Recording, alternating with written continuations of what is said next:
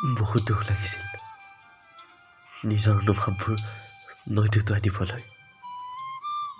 নৈৰ সোঁতত ভাহি যোৱা কাগজকেইখনে চকু চলচলীয়া কৰিছিল। যদিওবা কাগজকেইখনত কেৱল কেইটামান সৰু সৰু কবিতা লিখা আছিল, তথাপিতো তাত মোৰ মৰমৰ অনুভৱবোৰ লুকাইছিল আৰু খোদিত হৈছিল তোমাৰ ছবিখন।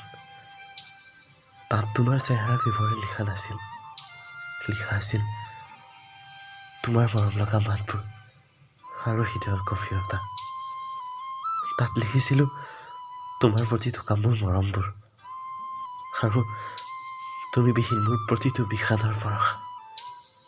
মোৰ হৃদয়খন থুনুকা বাবে চাগে ইমান মৰম দিয়াৰ পিছতো মোৰ হৃদয়খন ভাঙি থৈ গুচি গলা। বাৰু আজি মই মোৰ মৰমৰ অনুভৱবোৰ নৈত উটুৱাই দিলোঁ। যদি কেতিয়াবা তোমালৈ মনত পৰি চকুলো নামি আহে, হুক হুকাই কান্দিম।